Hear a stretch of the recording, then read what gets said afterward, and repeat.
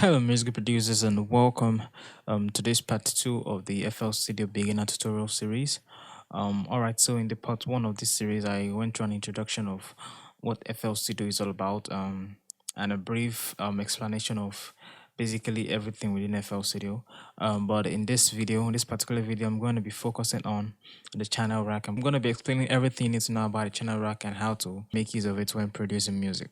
So what is the channel rack? Well, the channel rack can also be called or is also known as a step sequencer. It's actually called a channel rack, all right, because it actually holds all the instruments that are contained for that particular project or that particular music you're making. And it also not just samples, it also hold automation clips. All right, so if you look at the top right of our channel rack right here, you can see we have this arrow. All right, and this is known as the channel options, or you can see there are a lot of options that are here. All right, so from the top, you can see we have add one. And what this add one does is just it adds a plugin to the channel rack. As you can see, when we hover over add one, it gives us the list of all the VST plugins that we have. All right, the next thing you can see we have clone selected. And to know when an item is, when a channel is selected, you see this green, as you can see this bar over here, you can click on it and it changes the green, that green icon. It shows that that layer of sound is selected, and you can hold shift and select to select more, and you can also click on it. Like if you just tap it, it select all and deselect all at the same time. So that is just an easy way for you to select layers of sound in the channel rack. All right, so when it says clone selected, as you can see, what it does is that it just creates a duplicate of that particular layer. For example, this layer, I selected the kick here. So if I'm to clone selected, all right, you can see it just makes a double of that and adds a hashtag 2 to it. Then you can also delete selected, does the same thing, delete that particular one that I selected. As you can see, is this one that I selected. So once I do that, you can see it gives me, ask me to confirm the delete, okay, because there's no way you can undo this after it's done. It says no undos. All right, so once you accept that, it's just delete. And as you can, if you notice, you can also look click use this shortcuts. All right, so to clone selected, you can see it's alt C. To delete is to delete selected is alt delete. All right, so just make use of all this shortcuts and everything. Then you can see move selected up, and this move selected up and down is basically mostly for arrangement purposes. When you want to arrange your, just keep your channel rack organized. Okay, you can just alt up down and alt up and down to just move that particular item that is selected up or down. All right, then you can also group selected, and this is a very important option. All right, mostly when you have a very large project, let's say all your drums, and you see a lot of drums, a lot of samples, a lot of instruments or VSCs, and it's now becoming more complex. What you can do is you can select a few samples. All right, you can actually create a group. You can see group selected, then you name the group. For example, I've selected the kick, clap, hi-hat, and snare. Let's see, I want to name this the drums. All right, I can just name this drums. Okay, and sorry, name the drums, and then I click on this, and you can see it's just those four that are available. Now the others have not disappeared. You can always go back up here to click on this. As you can see, it gives you all. So you have the option of all. It gives you unsorted, which are the ones that are not sorted into any groups. All right, and then you have the drums right here. So once you have this, you can have various groups, and when you want to work on them, you can just go ahead and select the drums, and you have all the drums. Okay, next thing we have color selected, and you can color it as a gradient or color as random. If I click on random, it just simply colors, gives it a random color. Once I select all and I click on gradient, all right, it gives me the option to select two colors. You can select the beginning and you can select the ending.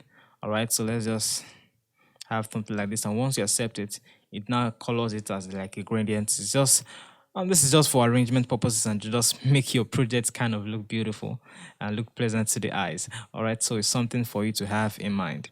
And as you can see, we also have mute selected. I explained this previously in the part one of the series. These green icons at the right, you can see they are to mute and unmute. All right, so if I select all, for example, and I click on the mute selected, it's mute all. All right, and on mute selected, it unmutes all also. So you can see have the option to transpose, all right, and you can transpose by number of semitones.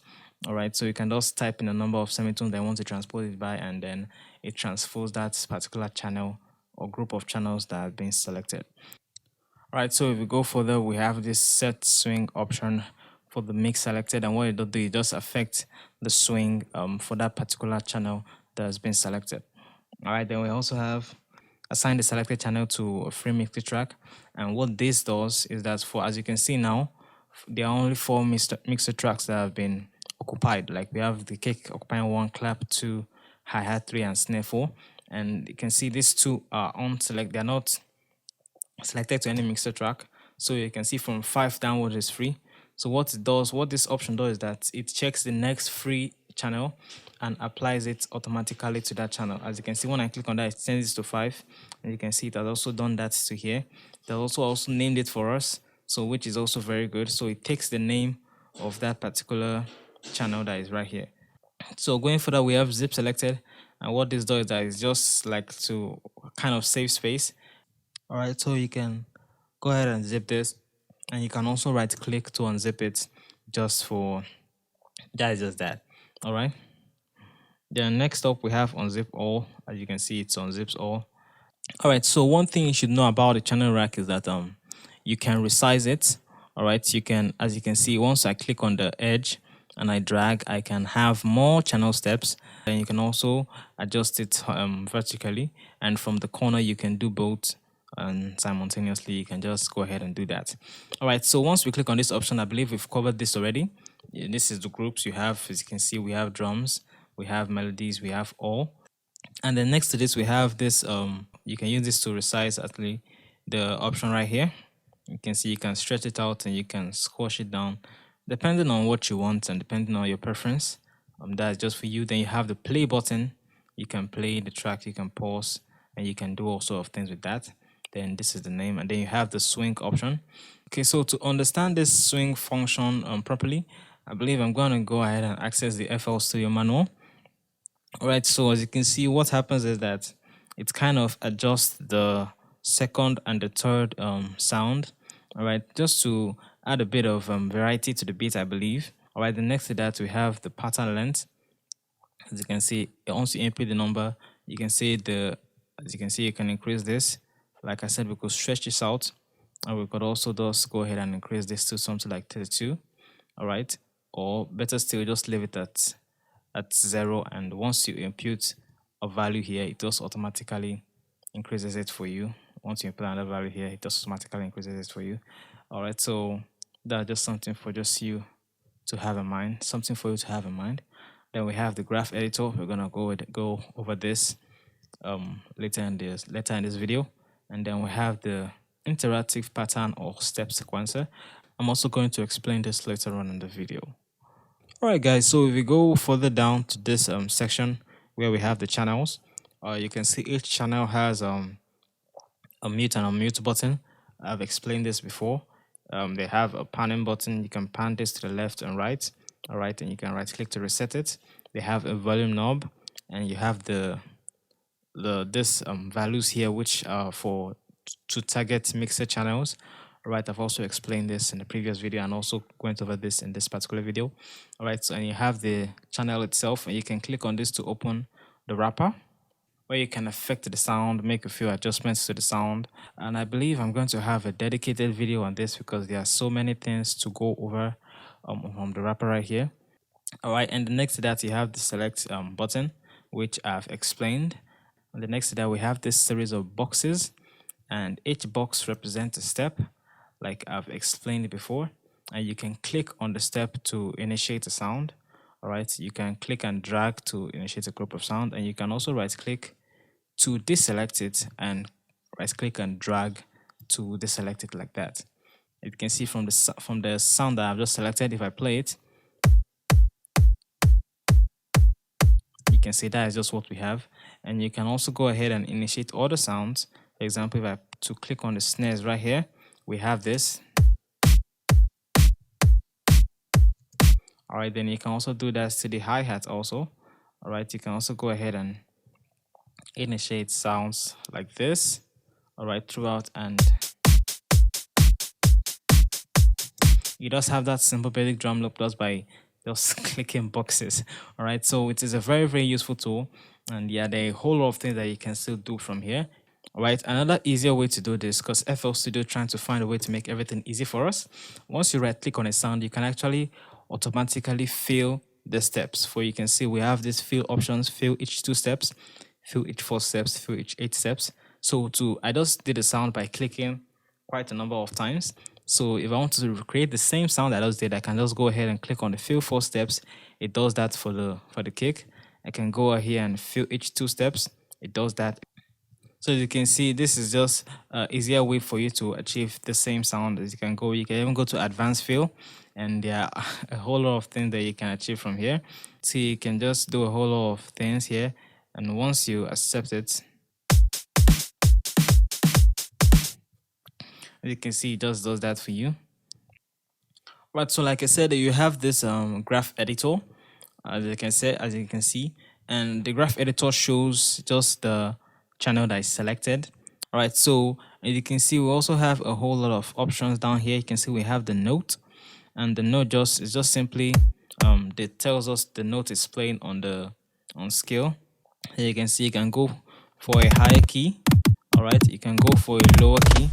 Just this is just the key of that note that is being played. Then for the velocity, it just shows us how hard or how soft it sounds. But as you reduce the velocity on the second and the third, you notice that the kick hits very softly on the second and the fourth beat. Alright, so you notice that soft hit at the second and the fourth beat, but let me just bring that up back to normal. Alright. You can see there are also a whole lot of options that you can affect here, and my advice is just for you to play with them. As you can see, you have the pan, and this pan option just pans the sound to the left and to the right. All right, so you can see you have that option to do that. All right, so next up we have this piano roll view. All right, and what this does is that it just gives us an overview or a summary of what it sounds like, of the look of how it sounds. All right, and you can click on it. Once you click on it, it opens in the piano roll for you. And the piano roll is where you make much more adjustments. Like I said earlier in this video, the channel rack and the piano roll are kind of intertwined. All right, as you can see, you have these controls under, and these controls are the same controls that you have in the graph editor. It's this note, velocity, release, fine, pan, whatever you have on all these functions you have here are the same with these options you have here. All right, so as you can see, once we reduce the velocity, all right, once we reduce the velocity from here, all right, if you look up, I'm affecting the hi-hat. All right, you notice I'm affecting the hi-hats. Okay, I've reduced some of the sound. If I'm to go back to the hi-hat and check out the velocity, you notice that they are reduced right here, the same way they are reduced right here in the piano roll.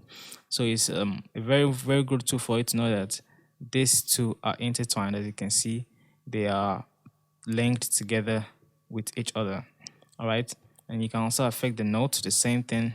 It affects each other. As you can see, as I'm moving them up and down, you can see the notes here is being affected. But one thing about the piano roll is one advantage that the piano roll has is that one thing is that you can layer notes on top of each other. All right, you can layer a series of notes on top of each other, which you cannot do in the channel rack.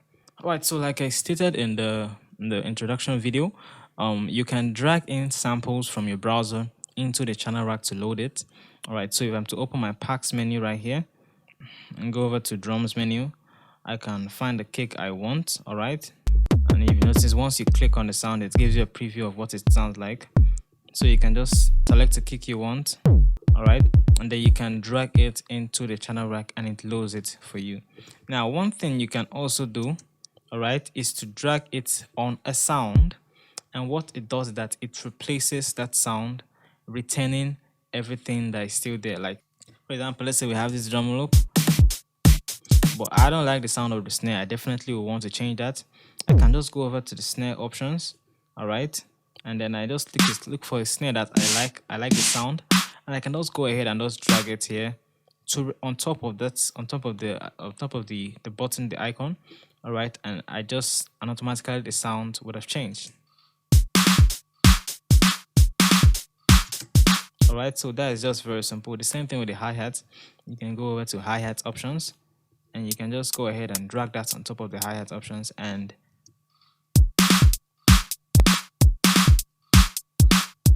that is just that. So I believe that covers all the basics of the channel rack.